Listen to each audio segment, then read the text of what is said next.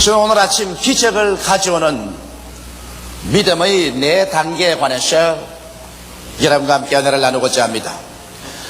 예수님께서는 한번 제자들을 데리시고 베다니에서 예루살렘으로 들어가는 도중에 있었습니다. 일찌감치 출발해서 주님이 가시기 때문에 시장하셨습니다. 그런데 길가에 무화과나무 한 그루가 서 있었습니다. 주님께서 그 무화과나무 밑에 제자들을 데리고 가셔서 무화과가 있는가 찾아보았습니다. 그러나 성경은 분명히 말하기를 그 때가 무화과의 때가 아니라고 말하셨습니다. 잎만 무성하고 무화과 열매는 없었습니다. 그러다 예수님께서 그 무화과나무를 보시고 엄숙하게 말씀하셨습니다. 지금으로부터 아무도 너에게서 영원히 열매를 따먹지 못하리라.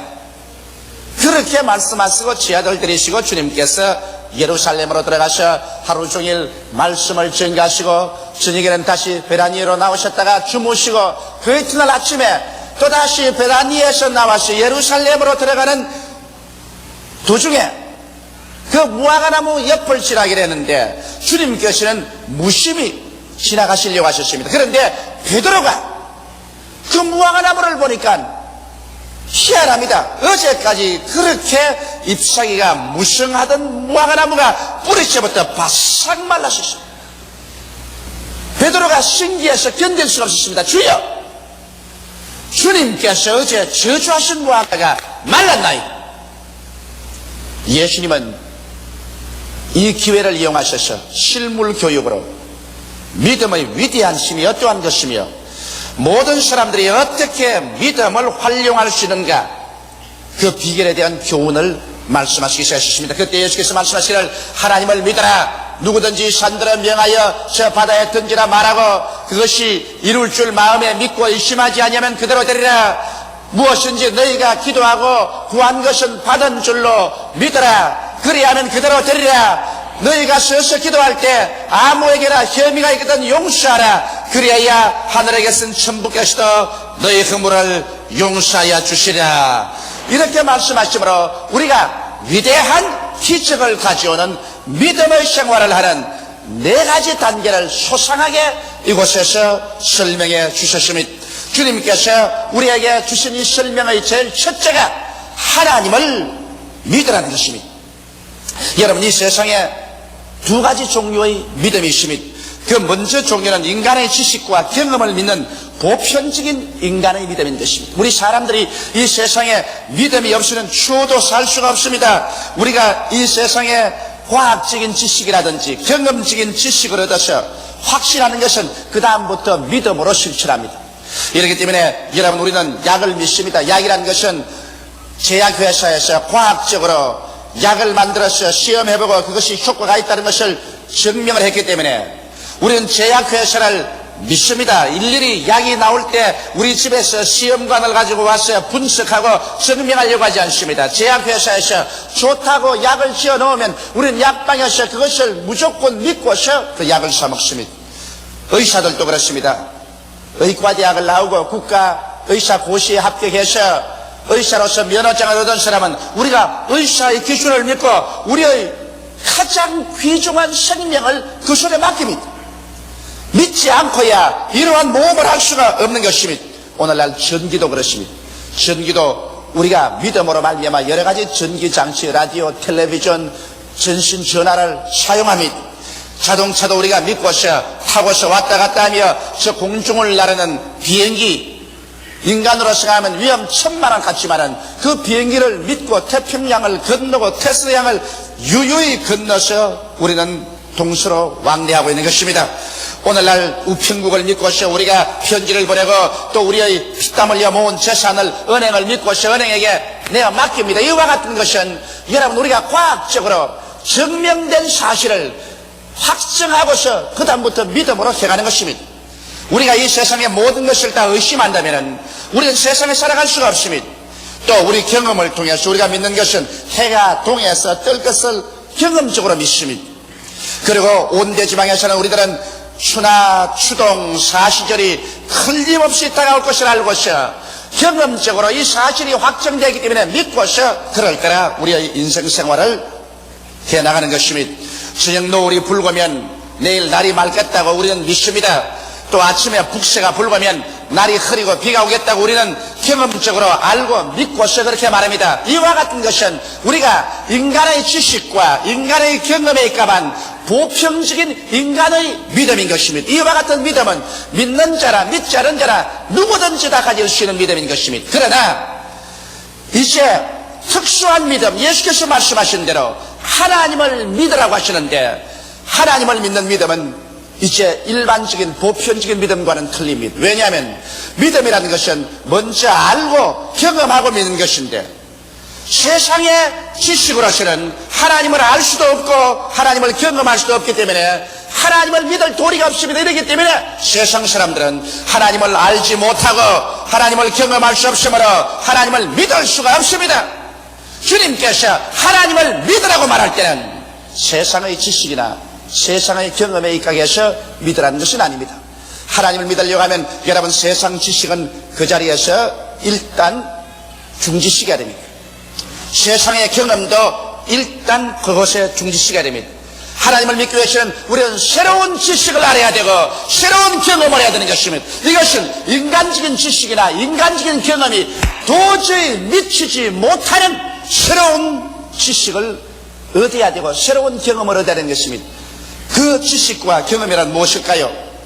이것은 하나님을 알고 하나님을 경험하는 것이기 때문에 성경을 떠나서는 여러분 절대로 하나님을 알고 믿을 수도 없고 하나님을 경험할 수 없습니다. 그렇기 때문에 하나님을 알고 믿는다고 말하거들랑 그것은 성경 창세기부터 요한계시록 안에 있는 하나님에 대한 지식을 우리가 배우고 그것을 알고 그러고 난 다음 그 하나님의 지식에 입각해서 하나님을 믿고 하나님을 경험한다는 사실을 알아야만 되는 것입니다. 이렇기 때문에 성수를 떠나시는 여러분 하나님을 알 수가 절대로 없고 하나님을 모르면은 절대로 하나님을 믿을 수 없습니다. 모르는 것을 믿는다는 것은 있을 수가 없습니다. 이렇기 때문에 우리가 믿음을 얻으려면 하나님의 말씀을 들어야 되고 하나님 말씀을 읽어야 되고 하나님의 말씀을 공부하고 연구해서 그래서 말씀을 알고 깨달아야 믿을 수가 있는 것입니다. 하나님이 어떠하신 분이기에 우리가 믿는다는 말인 것입니다.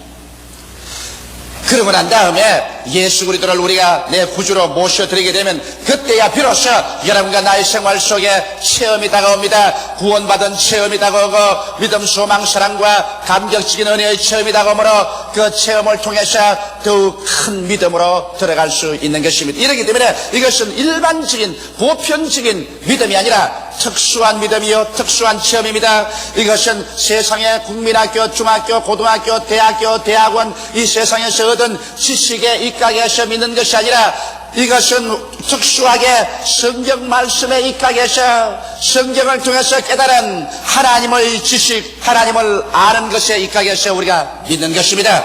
이렇기 때문에 여러분 우리는 이와 같은 믿음에 서서 나아갈 때 기적적인 새로운 세계를 체험하게 되는 것입니다. 이 세상에 모든 것이란 기적이 없습니다.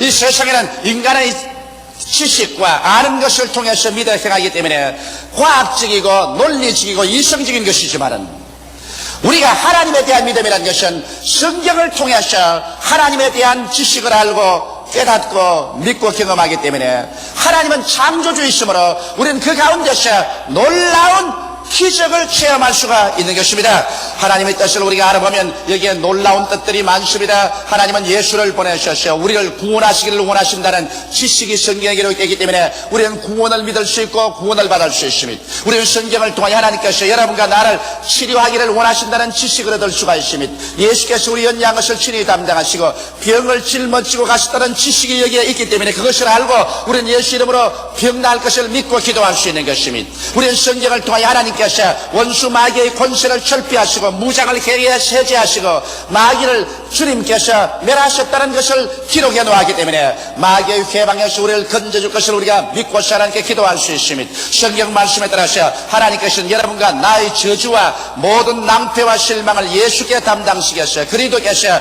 우리를 위하여 저주를 받아 십자가에서 돌아가시고 저주를 청산했다는 것을 성경에 기록해 놓았기 때문에 우리가 여기에 대한 지식을 알고 이 사실을 믿고 우리의 환경에서 저주가 물러가고 아브라함의 축복이 임할 것을 주장할 활용할 수가 있는 것입니다.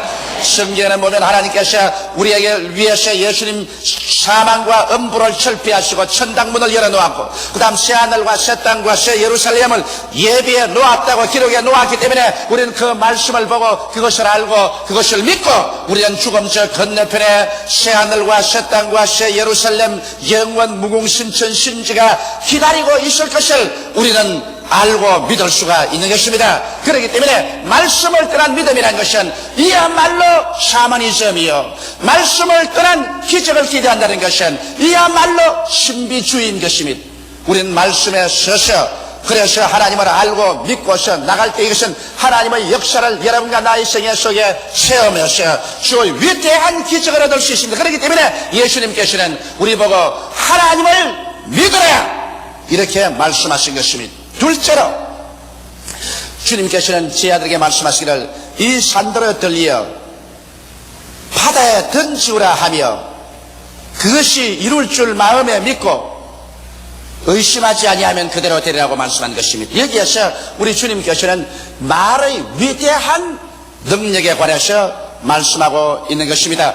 여러분, 예수께서 이 산들을 명하여 바다에 던지라고 했는데 이것은 이미 심장한 비유로 가지고 말씀한 것입니다. 우리 한국같이 산이 많은 나라에 그만 온 한국산 다 태평양 바다로 가서 떨어지라 하면 좋겠는데 주님이 말씀하신 것은 그것보다 내면적인 의미인 여러분과 나에게 다가오는 악한 원수 마귀가 가져온 문제들의 태산을 향해서 명령하라는 것입니다. 여러분과 내가 살아가는 동안에 우리를 도적질하고 죽이고 멸망시키려는 마귀의 여러 가지 문제들이 부딪혀오는 것입니다. 죄악의 문제, 질병의 문제, 사람과 사람 간의 알력과 분쟁의 문제, 사업과 생활의 낭패와 실망의 문제, 고통의 문제, 마귀가 가져오는 태산줄령과 같은 문제가 우리에게 부딪혀서 이것을 해결할 수 없고 건너갈 수 없는 이러한 곤경에 처하게 될 때 성경에는 이 산을 향하여 말씀의 위대한 능력을 사용하는 것입니다. 성경은 이 말씀을 어떻게 사용하겠습니까? 이 산들을 명하여 저 바다에 던지라고 말하라고 말하셨습니다. 그러나 우리는 평생에 말을 해도 별로 역사가 없는데요, 이렇게 질문할 사람이 있을는지 모르겠어요. 그러나 성경은 마음에 의심하지 말고 명하면 이루어진다고 말씀하고 있는 것입니다. 그런데 여러분, 믿고 의심하지 말아야 되겠는데 우리의 마음속에 그렇게 말하려고 해도 마음속에 의심이 생기고 불안한 이유는 어디 있을까요? 죄가 있을 때 확신을 잃어버리고 자신이 없습니다. 자신이 없을 때 여러분 믿음이 안 생깁니다. 우리가 우리 마음속에 하나님 앞에 설 때 끄리낌이 없으면 마음이 담대하고 자신이 생기고 믿음이 생겨서 이 산들은 명하여 저 바다에 던지라고 말할 수 있지만은 내 마음속에 분명히 내가 아는 죄가 있고 하나님이 아는 죄가 있고 양심이 나를 정죄하고 있으면 자신을 잃어버리고 마는 것입니다. 자신이 없을 때 하나님을 위한 믿음이 생기지 않고 의심이 생깁니다. 또 그뿐 아니라 내가 번연히 불순종의 생활을 하는데 내가 확신을 가지고서 이 산들을 명하여 저 바다에 던지라고 할 수 없습니다. 내가 주의를 거룩히 지키지 않는데, 내가 11조를 도적질하고 있는데, 내가 하나님의 말씀에 순종해서 이 세상에 살지 않고 있는데, 내가 필요하다고 해서 이 산들을 명하여 저 바다에 던지라고 한다고 해서 그것이 이루어지지 않습니다. 이러기 때문에 마음에 믿고 의심하지 않기 위해서는 죄악을 회개해야 되는 것입니다. 마음에 그리끼고 양심이 그리끼는 것을 회개하고 주님 앞에서 보혈로 씻어버려야 되고 불순종의 생활을 청산해서 하나님의 뜻에 세워놓은 삶을 살고 난 다음에는 그 다음 여러분 입을 열어서 여러분의 생활 가운데 언제나 창조적인 선언을 하라는 것입니다. 여러분의 말은 여러분이 생각하는 것보다 더 위대하게 여러분의 운명과 환경을 변화시키는 능력이 있습니다. 성경은 여러분과 나로 하여금 하나님의 형상과 모양대로 지어받았다고 말하는 것입니다. 하나님께서는 말씀으로 천지를 지으셨습니다. 하나님은 말씀의 에너지를 통해서 모든 만유를 창조하셨습니다. 오늘날 여러분과 나는 하나님의 형상과 모양대로 지음받았을 뿐 아니라 오직 하나님의 형상과 모양으로 지음받은 사람이 행할 수 있는 창조적인 말을 바랄 수가 있는 것입니다. 이 말을 통하여 여러분과 나의 인격뿐 아니라 우리의 환경과 운명이 지배되고 창조된 것입니다. 이러기 때문에 예수님께서는 무화과나무를 보시고 지금으로부터 영원토록 아무도 너에게서 열매를 따먹지 못하리라고 말씀하셨는데 그들은 무화과나무가 죽어버리고 마는 것입니다. 여기에서 예수님께서 우리 입에서 나오는 말씀의 위력을 표본으로 보여주신 것입니다. 이래서 여러분과 나는 오늘날 우리 입에서 이와 같은 창조적인 말을 항상 사용함으로 믿음의 위력을 사용하자는 것입니다. 우리 가정에서 슬픔은 떠나간다. 모든 질병은 사라진다. 모든 낭패와 실망은 없어져 버리고 만다. 나는 승리자다. 나는 성공한다. 나는 축복을 받은 사람이다. 이 얼마나 놀라운 말인 것입니까? 죄악을 이기고 살아간다. 마귀는 나에게 도적질하고 죽이고 멸망시키지 못한다. 마귀는 물러가야만 한다. 질병에서 나는 건강하고 보호를 받는다. 올해는 나는 축복을 받고 있다. 나는 영생을 얻은 사람이다. 문제는 해결된다. 절망은 사라진다. 실패는 없어진다. 이와 같은 말들이 얼마나 위대한 힘을 발휘하셔 부정적인 세력을 뿌리쳐 봐버리고 여러분을 승리의 단계에 얹어놓는지 형언할 수 없는 위력이 있습니다.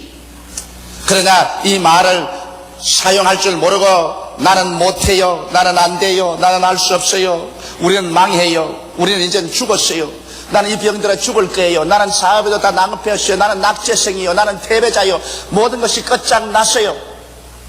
이러한 말을 할 때 그 말이 그 인생을 완전히 무화과나무 잎이 말라버리듯이 말라버리게 만들어지고 사망과 절망을 가져온다는 것을 알아야 되는 것입니다. 이러므로 예수께서 우리에게 가르친 이 말씀에 주님께서 진실로란 말을 붙였습니다. 내가 참말을 말하고 거짓말을 하지 않는 것입니다. 그렇기 때문에 너희 입술에 말을 가지고서 너희 살리기도 하고 죽이기도 한다는 사실을 알라는 것입니다. 이러므로 오늘 이 시간부터 여러분 우리는 긍정적으로 말하십시다. 그럴 때 하나님께서는 우리의 말을 따라서 하나님의 능력으로 나타나기 시작하는 것입니다. 그리고 이와 같이 긍정적인 말을 하면서 그 말이 이루어질 것을 우리가 기대하고 살아나갈 때 하나님께서는 그 기대를 쫓아서 우리가 상상할 수 없는 위대한 능력을 나타내는 것입니다. 성경에는 죽고 사는 권세가 혀에 있다고 말했었습니다. 우리 입에서 한 말로 우리가 묶이며 입에서 한 말로 우리가 사로잡힌다고 말했었습니다. 이러므로 예수께서 가르친 믿음의 둘째 단계인 긍정적인 말로서 믿음으로 의심하지 않고 늘 말하는 습관을 우리 생활에 붙이게 되시기를 주의 이름으로 축원합니다. 셋째로 주님께서는 무엇이든지 기도하고 구하는 것은 받은 줄로 믿으라. 그리하면 그대로 되리라고 말하는 것입니다. 여러분, 기도하고 구한다는 것은 마음의 뜨거운 소원인 것입니다. 마음의 뜨거운 소원을 가지고서 우리 하나님 앞에서 부르짖어 기도할 때 얼마까지 기도해야 되겠는가? 여러분은 기도를 많이 하는 경험이 계십니다. 여러분이 기도를 할 때 이것이 반드시 응답을 받는다는 그와 같은 단계까지 기도하려면 얼마나 해야 될까요? 이 성경은 거기에 대한 것을 우리에게 완전히 보여주고 있습니다. 무엇이든지 소원하고 기도하는 것은 마음속에 성령의 도우심으로 말미암아 이 기도가 이루어졌다는 확신이 생길 때까지 기도하는 것입니다. 기도하고 구한 것은 받은 줄로 믿어라. 받은 줄로 믿어지는 그와 같은 확신이 마음속에 생길 때까지 기도하는 것입니다. 그래서 기도하고 난 다음 성령으로 말미암아 신기하게 마음의 평안이 우리의 심령을 점령하고 그러고 난 다음 갑자기 우리의 마음속에 눈에는 아무 증거 안 보이고 귀에는 아무 소리 안 들리고 손에는 잡히는 건 없는데도 불구하고 기도가 응답받았다는 확신이 마음에 줄기차게 채워줍니다. 아마 이런 체험을 오늘 제 설교는 여러분들이 한두 번은 다 해보셨을 것입니다. 저는 이런 체험을 너무나 많이 하기 때문에 잘 알고 있습니다. 저는 금년도에 들어와서 하나님 앞에 엎드려 기도할 때 하나님이여 금년도 우리 교회 2만 구역에 35만 성도에 도달하게 하여 주시옵소서. 입에서 기도가 나오자마자 즉시로 하나님의 성령께서 내 믿음대로 될지어다고 말씀하시고 내 마음속에 이미 이루어진 모습이 확실히 보이는 것 같고 마음속에 빡 들어차고 마음에 평안이 넘칩니다. 그러니까 더 기도할 수가 없어요. 이미 하나님께서 응답을 해주셨는데 내가 또 강구할 수가 없어서 이제는 감사밖에 없습니다. 하나님이 이루어 주셨으니 감사합니다. 이미 마음속에 평안이 오고 없는 것이 있는 것 같이 느껴지고 주님께서 축복을 해주셨으니 이제는 감사밖에 더 있을 것이 없습니다. 이러므로 여러분께서 무엇이든지 기도하거든 받은 줄로 마음속에 확신이 될 때까지 기도하고 확신이 오거들랑 그때부터는 감사하고 긍정적으로 선언하게 되시기를 주 이름으로 축원합니다.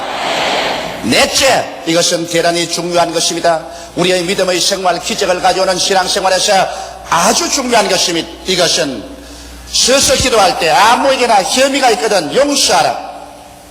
그래야 하늘에 계신 천부께서도 너희 허물을 용서해 주시라 했었습니다. 우리 하나님께서는 여러분 우리가 이웃에게 마음에 혐의와 원한을 품고 있으면 하나님은 역사하지 않습니다. 왜냐하면 하나님은 사랑이시기 때문에 우리의 마음속에 미움이나 분노를 갖고 있으면 이것은 어떠한 상황에도 하나님께서 응답할 수 없습니다. 왜냐하면 우리는 하나님 앞에서 우리의 한없이 큰 죄를 용서받았었습니다. 그러므로 하나님께서 이 죄악을 탕감해 주셨는데 이제 우리에게 죄 지은 자에게 우리가 그 죄를 탕감해 주지 아니하면 여러분과 나를 하나님은 옥졸에 갖다 붙이시는 것입니다. 그 옥졸에는 무엇이냐? 바로 마귀, 질병, 저주, 고통, 괴로움 같은 옥졸에 갖다 하나님 붙여버리는 것입니다. 성경이 그렇게 말하고 있습니다. 현대판으로 설명하면 성경에 마태복음 18장에 보면은 한 사람이 임금에게 빚을 졌는데 얼마나 빚을 졌냐? 100억을 빚을 졌습니다. 우리 한국 돈 100억. 도저히 갚을 수가 없어서 절망에 취했는데 임금이 와서 너희 처자를 다 팔고 재산 다 팔아서 갚으라고 하면 통곡을 하고 울거늘 임금이 불쌍히 여기서 옳다. 네가 100억을 도저히 갚을 수가 없으니 내가 탕감한다. 이제는 빚 없다. 이 사람이 얼마나 감격하고 감사하고 눈물을 흘리고 그렇게 밖에 나가서 자기 동관 하나를 만나며 친구가 자기에게 얼마나 빚을 졌느냐? 4만 원 빚을 졌습니다. 4만 원 빚진 친구의 목살을 잡고 야 이 녀석아 빚 갚아라. 내 시간만 좀 다오. 내 지금 4만 원이 없어 못 가겠다. 이거네. 그를 잡아서 고발해서 감옥에 넣고 말았습니다. 이것을 본 친구가 임금에게 와서 분도 막심해서 이 사실을 고하며 임금이 이 사람 불렀습니다. 야 이 나쁜 놈아, 네가 내게 100억의 빚을 졌어. 네가 갚지 못함으로 내가 불쌍히 네게 탕감해 주었는데 불과 너에게 4만 원 빚진 너희 친구를 용서하지 못하고 감옥에 가두었느냐? 이 녀석을 잡아서 감옥에 넣어서 빚을 다 갚을 때까지 옥졸에 붙여 고생시키라. 그리고 예수께서 말씀하기를 너희도 너희 이웃의 죄를 용서해 주지 아니하면 천부께서 이와 같이 하리라고 말한 것입니다. 천부께서 어떻게 한다 말한 것입니다. 천부께서 여러분과 나를 옥졸에게 붙여서 그래서 고통을 받게 하겠다는 것입니다. 오늘 수많은 고통이 용서해 주지 못함으로 합니다. 남편이 아내를 용서해 주지 못함으로, 아내가 남편을 용서해 주지 못함으로 그 가정에 남편이 옥졸에 붙이고 아내가 옥졸에 붙여서 그래서 그 빚으로 말미암아 고통을 당합니다. 질병이 다가오기도 하고 풍랑이 다가오고 사업에 실패하고 인간관계 속에서 낭패와 실망이 다가옵니다. 이것은 옥졸에 붙어서 지금 고문을 당하고 있는 것입니다. 여러분, 우리 교회에 와서도 우리 교회 형제끼리 서로 사랑하지 못하고 교회 형제끼리 서로 용서하지 못함으로 말미암아 하나님께서 여러분과 나를 옥졸에 붙여놓으면 우리의 마음속에 평안이 없습니다. 늘 교회 와서 하나님을 예배하면서도 마음에 기쁨이 없고 평안이 없고 즐거움이 없습니다. 믿음이 자라지 않습니다.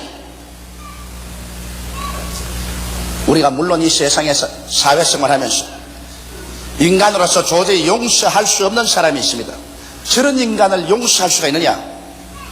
그러나 제가 말하는 것은 그 사람이 용서받을 수 없는 사람이지만은 그러함에도 불구하고 나의 속에서는 일방적으로 용서해 줘버리는 것입니다.